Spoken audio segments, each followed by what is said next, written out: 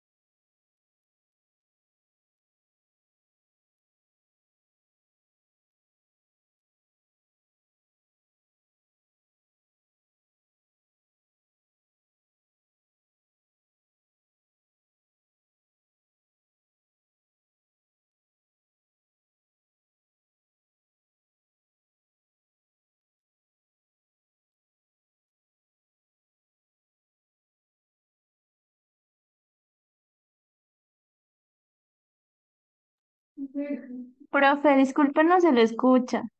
No sé si soy yo. No, no.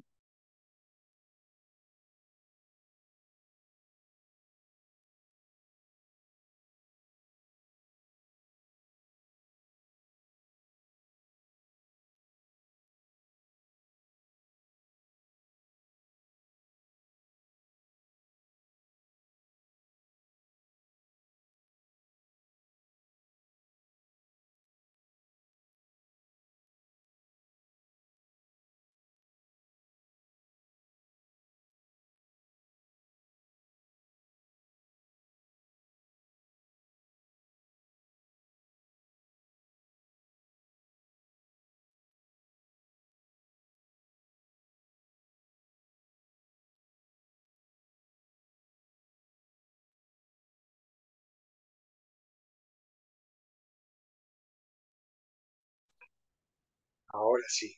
Ahora sí, ¿no? Ahora seguramente que sí, porque se escucha. Bueno, debe estar ahora conectado.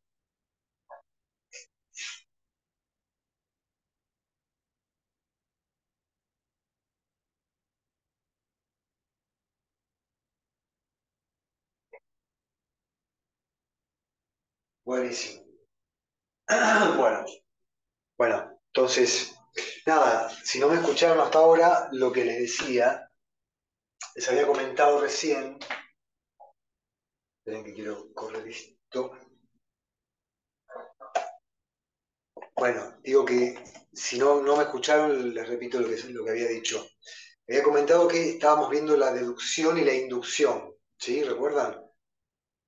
Que habíamos dicho que tenía que ver con, digamos, la deducción por un lado, con una forma de argumentar totalmente certera, segura, donde el paso de las premisas a la conclusión era totalmente seguro. ¿Mm? Por eso es que habíamos dado esas reglas de la deducción, ¿recuerdan? ¿Sí? Habíamos dicho que la verdad de las premisas garantizaba la verdad de la conclusión. Claro, es como decir 2 más 2 es 4. O sea, dijimos que la deducción tiene la misma certeza que hacer una cuenta de sumar. O sea, es algo exacto. En cambio, en la inducción lo que tenemos es un pasaje, o sea, de una serie de ideas se da un salto hacia una conclusión que es únicamente probable que se dé de esa manera. Puede darse o no. O sea, en definitiva, eso justamente es lo que pasa con la inducción. En cambio, la deducción tiene que darse sí o sí, porque no hay forma de que no se cumpla. Si, por ejemplo, yo digo, todos los hombres son mortales, Sócrates es un hombre, la conclusión obvia y que no puede haber otra es que Sócrates es mortal. En cambio, si digo una inducción como, conocí un argentino que tomó mate, conocí otro argentino que tomó mate, conocí otro argentino que tomó mate, ¿sí? De esos tres, quiero concluir que todos los argentinos toman mate. Eso es inductivo, porque estoy dando un salto de probabilidad, donde quiero decir, bueno, si conozco tres, es probable que muchos o todos tomen. Pero es una probabilidad, porque uno sabe que claramente no todos lo van a hacer. Entonces, al decir todos, incluso estoy exagerándolo para que quede claro que una mayoría lo hace. Pero eso ya me da un grado digamos, de ambigüedad, de no exactitud, que es lo que estamos buscando, que es un problema. Pero bueno, después seguimos viendo cómo lo usamos eso.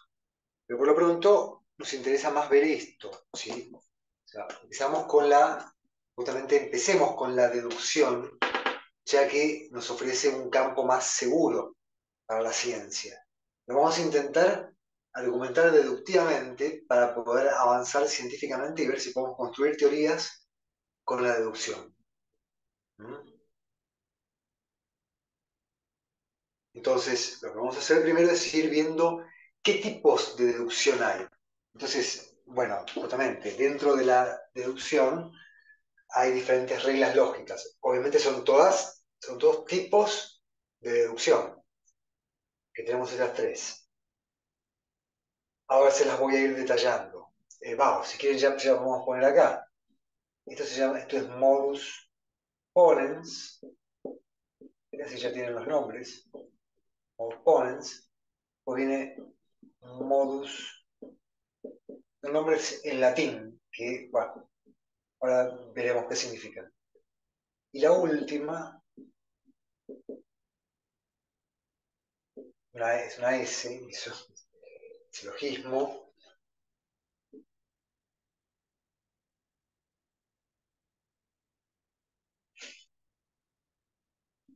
hipotético.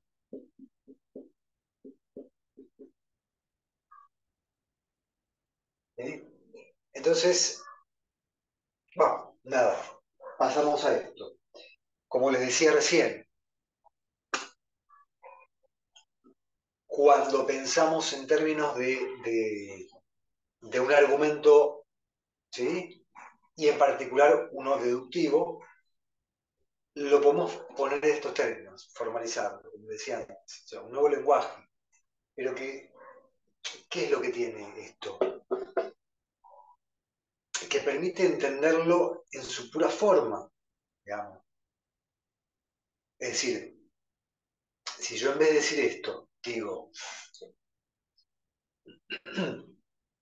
le pongo un contenido, ¿no? Y digo, eh, esto va a ser lo mismo.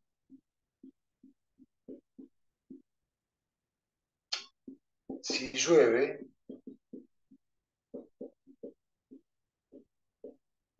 me mojo.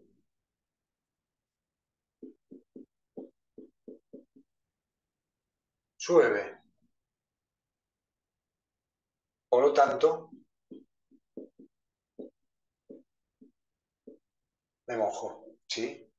Entonces fíjense que cuando digo esto, cuando escribo esto, estoy expresando algo, bueno, no exactamente igual porque esto es unas letras, esto es unas palabras, pero digamos que es equivalente, porque estoy expresando un mismo tipo de argumento. En eso sí, son equivalentes. En ambos casos lo que tenemos es un tipo de modus ponens, ¿sí? O sea, esto es un modus ponens.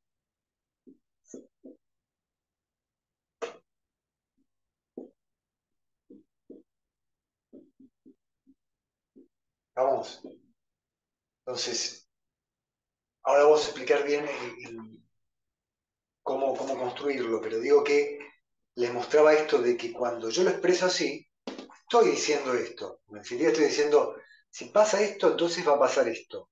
Entonces no lo pongo, pero se entiende. Digo, si llueve, me mojo. Sí, la palabrita clave acá es esta, ¿no? Porque es la que me da la idea de que si pasa esto, entonces va a pasar esto. O sea, este sí es el que va a estar expresado en este símbolo. ¿Sí? En realidad va a ser un sí entonces, porque siempre después del sí va a venir algo. Pero bueno, eso ya está implícito de algún modo. Pero bueno, uno puede poner acá para que se entienda que esta flechita significa sí, entonces. ¿No? Entonces, ese es un poco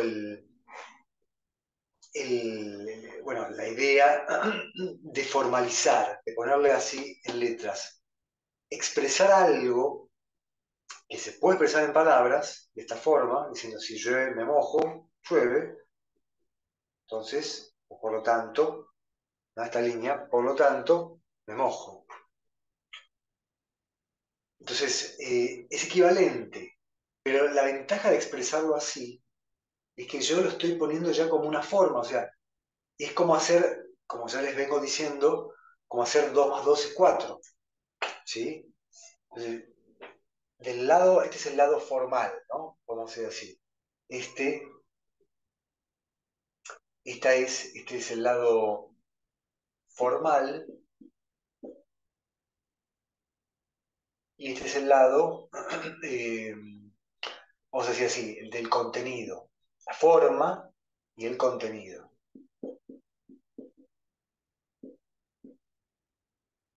Pero entonces, ¿qué pasa? En el lado de lo formal, yendo a la matemática, tendríamos la suma, ¿no? Si voy a la matemática, digo, bueno, 2 más 2 es igual a 4. En cambio, del lado del contenido, lo que tengo es, no sé, 2 caramelos,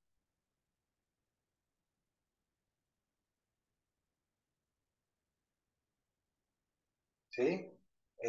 Más 2 caramelos.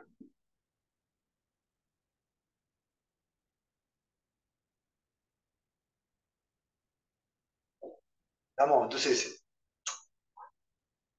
acá estoy haciendo lo mismo también, ¿sí?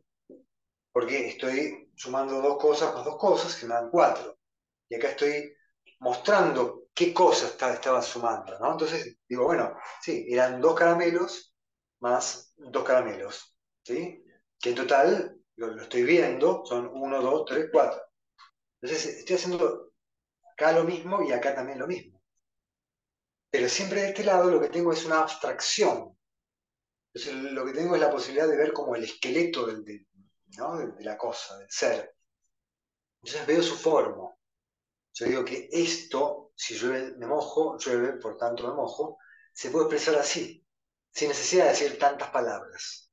Solamente diciendo que si ocurre P, entonces ocurrirá Q, y ocurre efectivamente P. Por eso lo vuelvo a poner. Por lo tanto, ocurre Q. ¿Mm?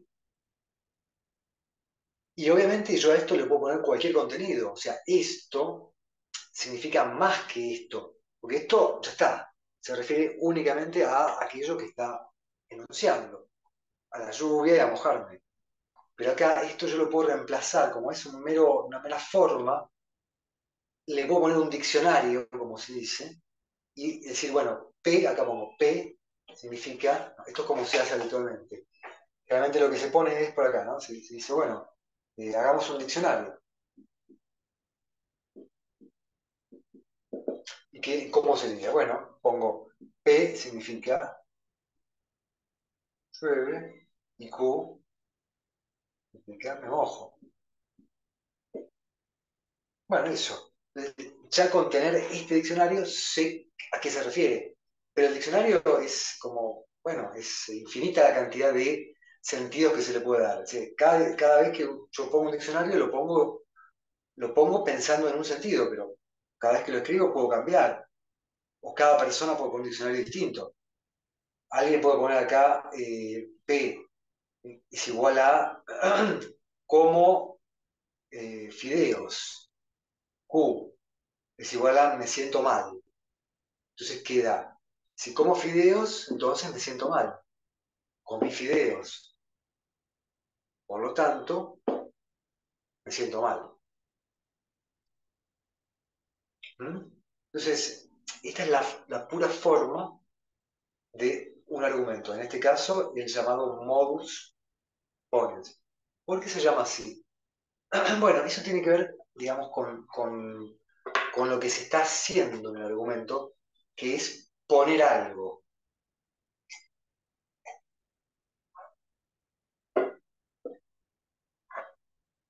Digamos que la traducción más literal sería el modo poniendo o el modo de poner, ¿no? Y ese poner se refiere a que se está.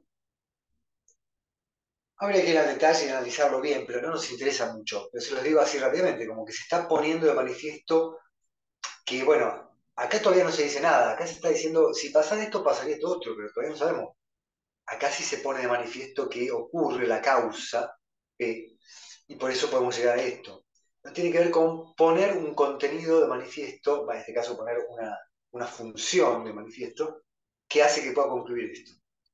Tiene que ver con eso, con que se pone de manifiesto algo para que se pueda concluir una cosa.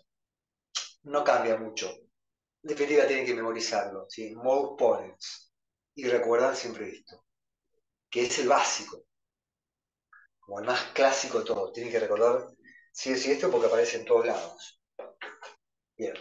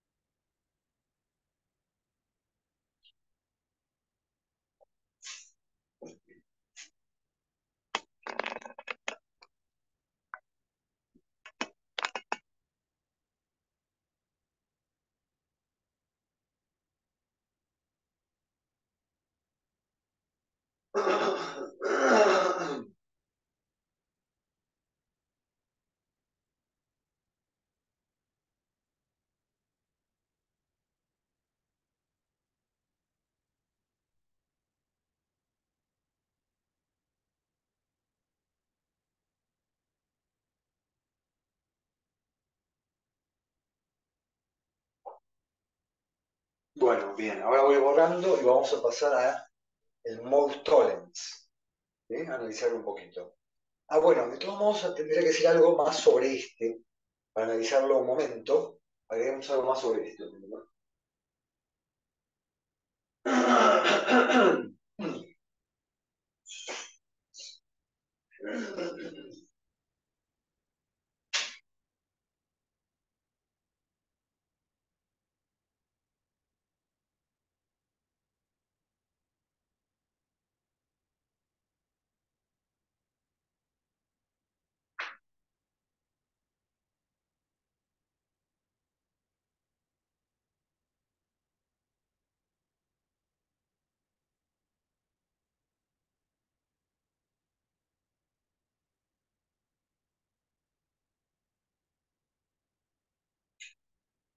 Entonces, sobre esto, habría que decir también lo siguiente, ¿sí?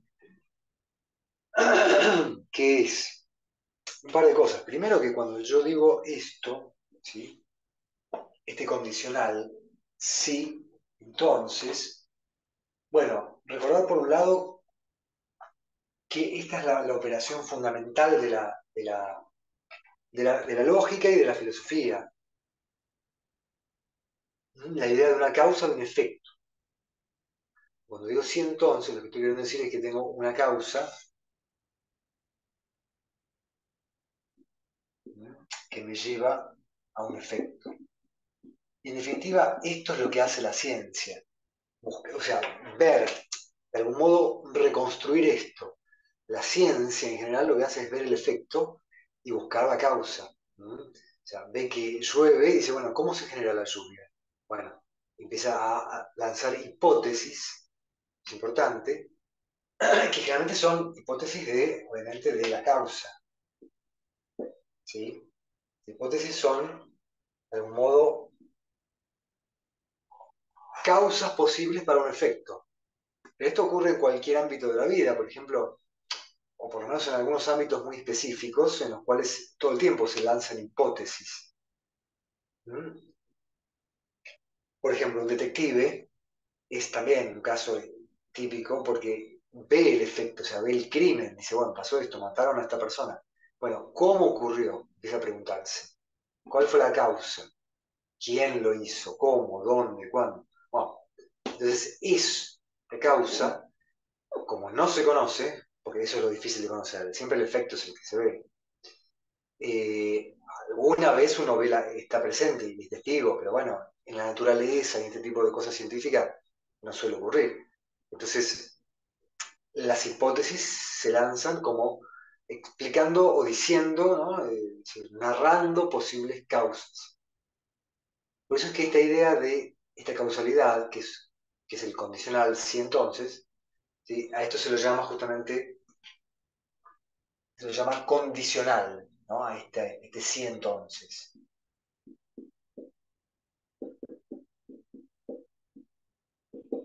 Digamos, a la flechita misma, vamos. O sea, como cuando ustedes les digan, formalicen una palabra usando el condicional. Bueno, es esto, este es el condicional. Esta flechita es justamente el símbolo para expresar el condicional. Porque está bien, cuando hicimos el diccionario hablamos de las funciones, o sea, las letras que representan cosas, ¿sí? Es decir, estado de cosas. Llueve, me mojo, hace calor, la pared es roja, me llamo Juan, bueno, etcétera, etcétera. Pero también hay que entender esto, ¿no? Los símbolos que conectan, o sea, los llamados conectores. Y bueno, este se llama el condicional, porque justamente representa una condición. Si pasa esto, entonces pasa esto. O sea, la, ocurre esto a condición de que ocurra esto. ¿Estamos?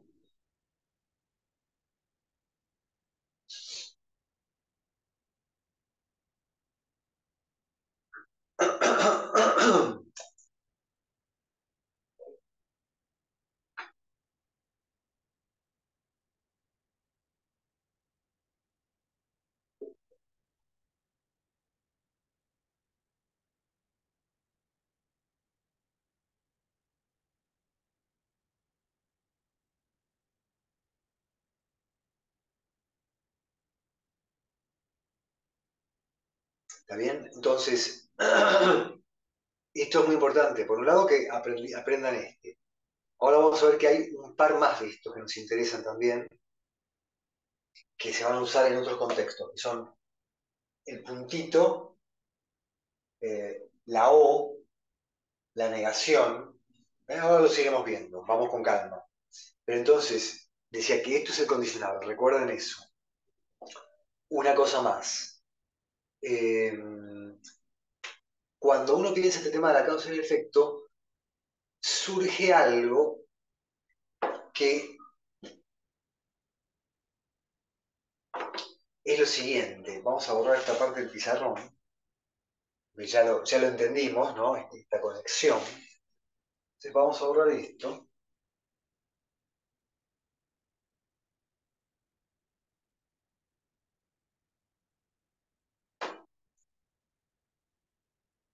y vamos a mencionar algo que va de la mano con esto, ¿no? Con entender la idea de causa y efecto, que es básicamente la idea de causa eh, suficiente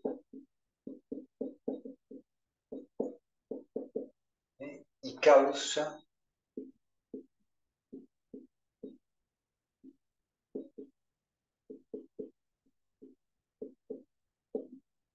necesaria. ¿Mm? Estos son dos tipos de causa. A ver, hay que explicar algo con respecto a esto. No, obviamente, no confundirlo con la causa en este sentido. A ver, ¿por qué? Porque lo que se quiere decir acá es que hay dos tipos de causalidad. Y en realidad vamos a ver que una de ellas se asocia más bien con el efecto. O sea, ¿pero por qué?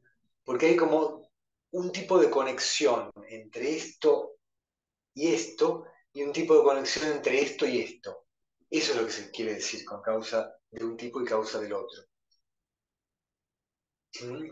Entonces ahora vamos viendo qué es eso. Pero bueno, primero eso, entender que en cada caso la causa se entiende de una manera distinta.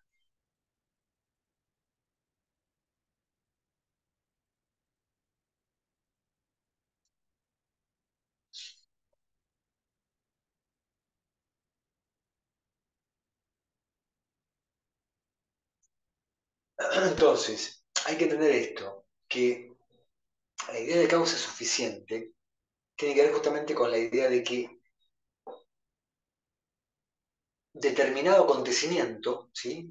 es suficiente para que ocurran otro acontecimiento. ¿Mm? Entonces, digamos que su existencia, el hecho de que algo ocurra, como por ejemplo decir llueve, ¿sí?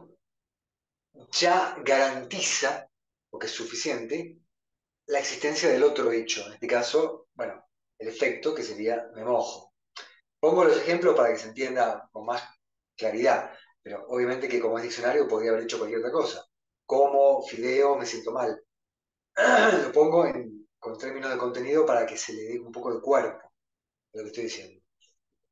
Eh, y bueno, así como está la causa suficiente, la causa propiamente dicha, el efecto al efecto se lo llama causa necesaria, en el sentido de que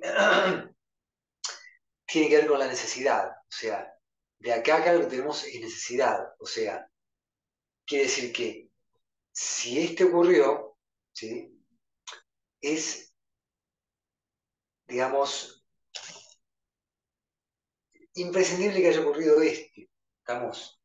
Pero justamente ¿en qué sentido? En el sentido de que, bueno, si esto ocurrió me va a llevar sí o sí a esto, pero en realidad este efecto podría haber tenido otras causas suficientes justamente, ¿sí? En el sentido de que, bueno, vamos, si digo, yo me mojo, cuando digo me mojo, este hecho de haberme mojado podría haber ocurrido por otras causas, ¿no?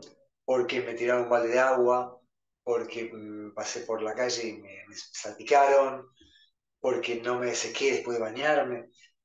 Entonces, en conclusión, esto es causa necesaria porque digamos que tiene necesidad de que haya una causa para que suceda, ¿sí? Entonces se lo llama causa necesaria, pero justamente tiene que ver con esto de cómo se relacionan entre sí, ¿sí? O sea, este se produce necesariamente porque hay una causa que lo produce. En cambio, este es suficiente para que ocurra ese efecto, ¿sí? O esa causa necesaria, ¿sí? O sea, el solo hecho de que esto esté alcanza para que ocurra esto. Ahora, el hecho de que esto esté, ¿m? Implica que necesariamente debe haber ocurrido algo, pero ese algo no queda del todo establecido porque, digamos, no es lo mismo la necesidad que la suficiencia, ¿sí? O sea, la suficiencia alcanza para que algo ocurra. En cambio, la necesidad quiere decir que hubo algo que hizo que esto ocurriera. ¿M? Pero, justamente, no es algo único, porque si no sería algo suficiente. Con que una sola cosa ocurra ya alcanzaría para establecer el proceso hacia atrás, digamos, ¿sí? Bueno, esto en realidad puede llegar a parecer, no es tan común que lo pregunten, pero lo digo para que quede claro que hay que saber entender esta relación desde todos los ángulos, ¿sí? Porque es el tipo de relación más importante dentro de la ciencia, por este tema de que nos presenta la causa y el efecto, en sentido de que, bueno, siempre investigamos los efectos buscando las causas.